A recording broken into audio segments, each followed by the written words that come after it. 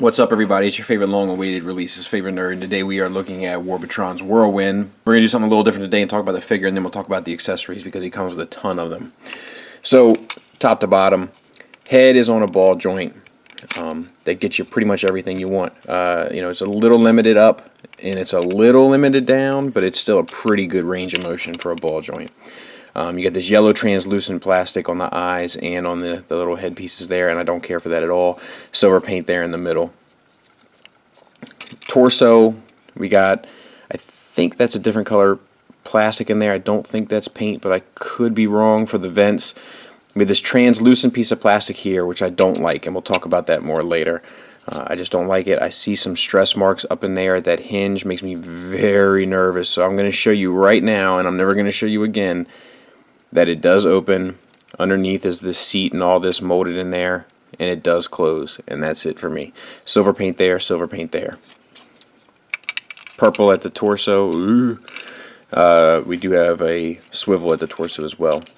Shoulders are on a universal joint, and we have a bicep swivel, and we have a elbow hinge, which I had to loosen real quick with a screwdriver and then tighten again in order to get it to go. I'm not sure if it's because of the weather or because of a factory thing. Silver paint up in there that looks nice on the turquoise. We got yellow paint on the gray, which looks nice. The hands swivel, hinge, and the fingers open and close. So not a whole lot to complain about there. Same on the other side. You also have these flaps. They hold accessories. We'll talk about them later. Pelvis. Silver paint, purple paint, looks nice. Hips are on universal joints, no ratchet in and out, but you do have one front and back, so no problems there. Thigh swivel, knee hinge, you look at the detail, like the gears and stuff in the knee, that's pretty cool. Getting you 90 degrees. And the feet, you have a ankle swivel, and then two ball joints here at the bottom, one of which is actually both of which are on a hinge, so you got a tilt, and because of the ball joint you got a rocker, so it's pretty much perfect foot articulation, which is nice.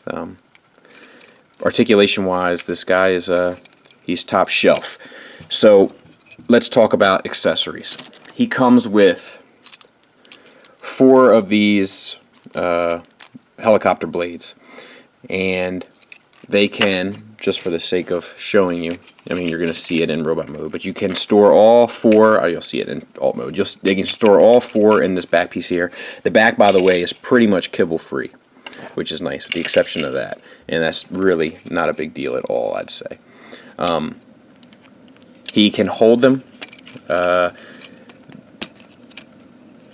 it's a little loose, but I think it's that's pretty good, especially for Warbotron figures, because they've had a problem holding stuff in the past, and that's pretty good. I used to had a hard time letting go. And then the other hand is actually perfect. So, no problems there. And the other thing that you can do, because of these ball joints down at the feet, you got to be careful when you pose them, because you got to make sure that everything's lined up well because of the over-articulated feet that I love. But the blades themselves have this silver paint on them on this turquoise cast. Mine has some silver spill over there, which is unfortunate.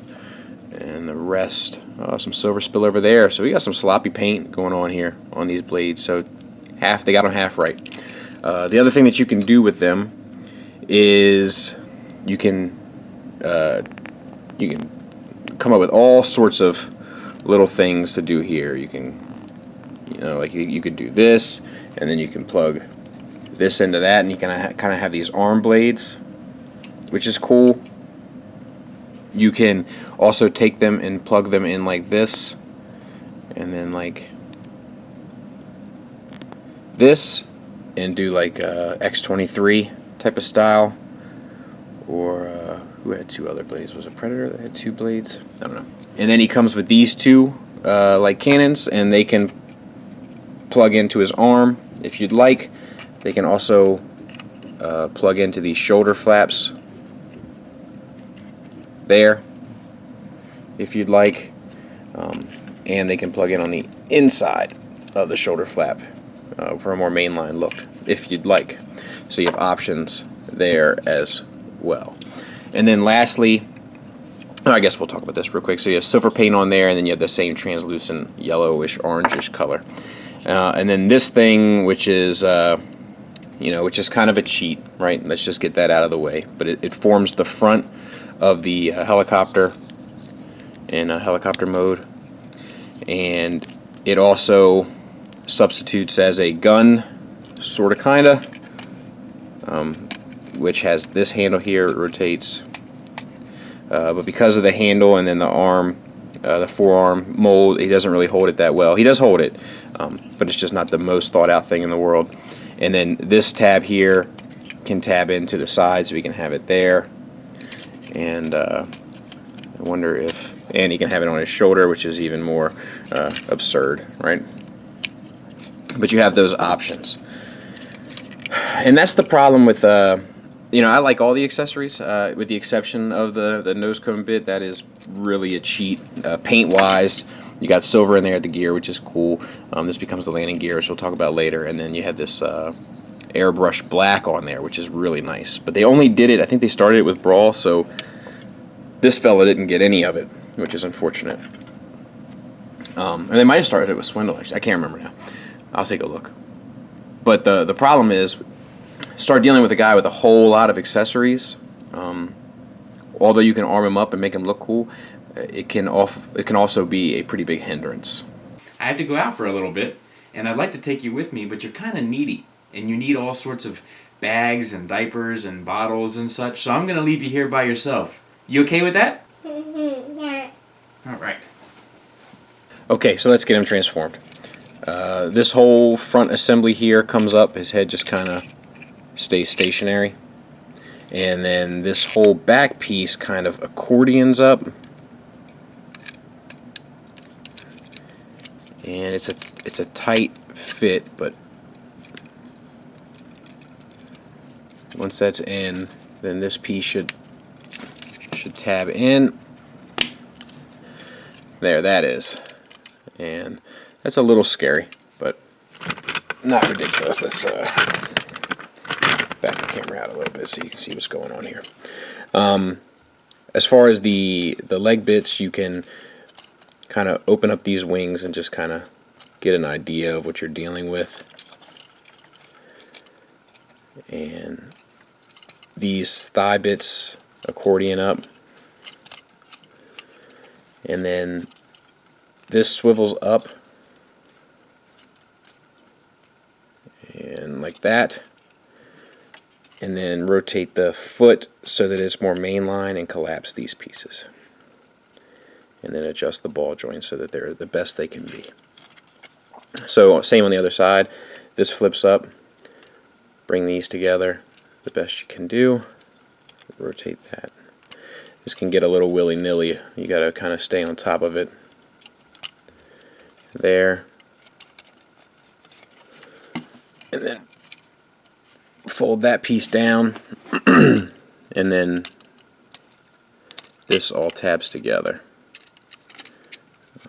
And this can be a little fiddly because there's just so many moving pieces involved. So I may like clean it up after I finish filming and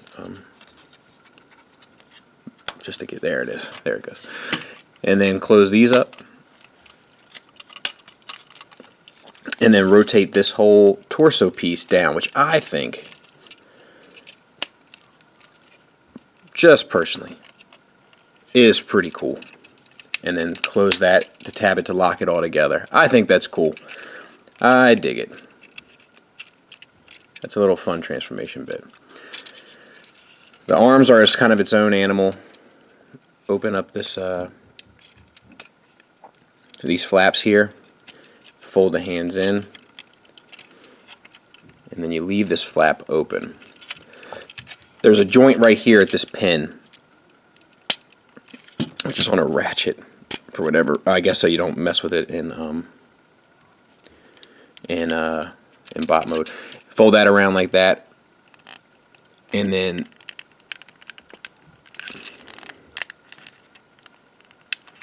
tab in the arm there. So same on the other side. Open up this flap here. Fold the hand in.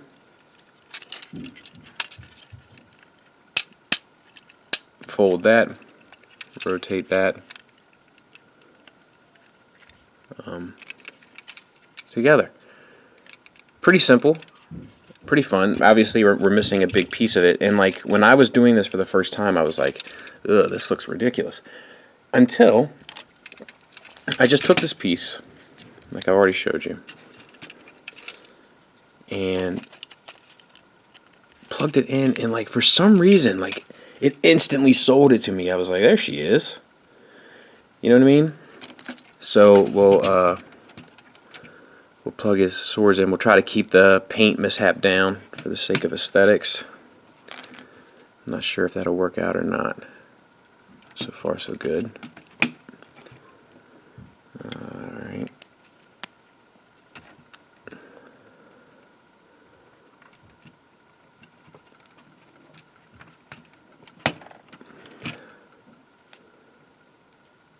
Huh, what are the odds that that would work out for me? That the paint mishaps are all on one side, so I don't have any real issues. So there's your helicopter, pretty much. Now, one of the issues is that this rotor, the rear rotor, is a little bit too far forward, so you'll bang into each other if you're trying to get your make-believe on. But otherwise, you shouldn't really have an issue. These bits here, they can tab in here on the sides, like I've already showed you, or they can tab in. I think they can tab in here, right? Yep. Which I kind of like that look the most.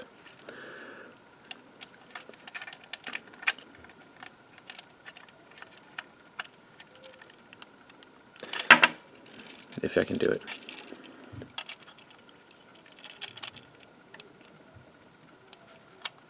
Oh, look at the stress I'm putting on that thing.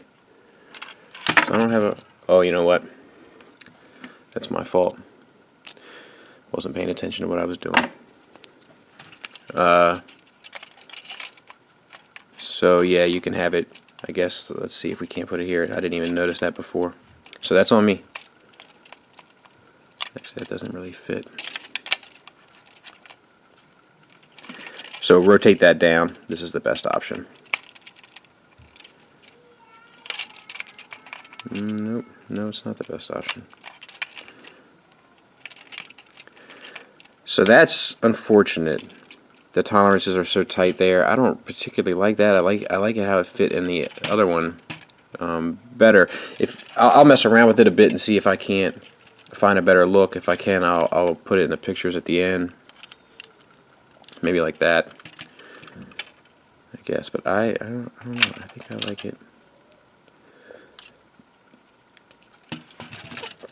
Now it's a challenge, right?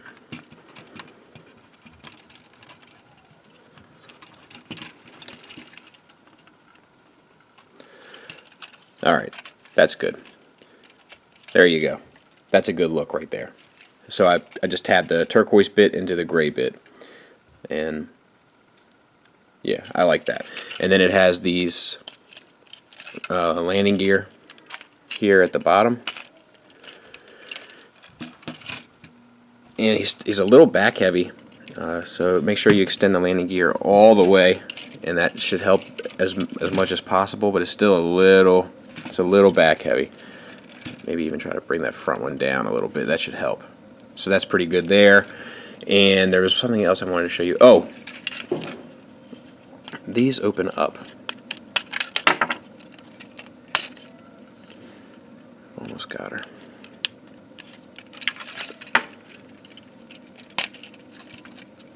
Let me get a screwdriver.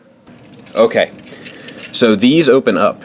They're just 2 tabs. They are hard to get out, but then you can store the little yellow bit in there, kind of, sort of, I think, and then close it back up. I'm not going to do it because it's too tight to get out, but that's cool that you have that option. That's very cool. I think it's a pretty cool copter, must say. So there they are, and there's no mistaking that. Those are the combaticons, undoubtedly. The likeliness is there. It's a modern aesthetic take, but the classic elements that represent the characters are still very much present. I'm loving these. Final thoughts. Warbotron's issues from day one have been tolerances. Tolerances and stress. And this guy is no exception. And I really want them to fix that issue. We got stress marks in the translucent plastic, which is known to do. I have a huge stress mark down in there. Can you see it? Like, I'm going to have to take a blow dryer to that because I'm really concerned about it. Now, the damage has already been done. That's one thing that people don't realize about a blow dryer technique, is that, like, you're not fixing it. You're just taking away the image. The damage has been done. It's just something that they need to get over, because if one of these breaks on me, I will be fairly upset. There's some paint issues and stuff like that, but that's my big complaint, is the tolerance stuff.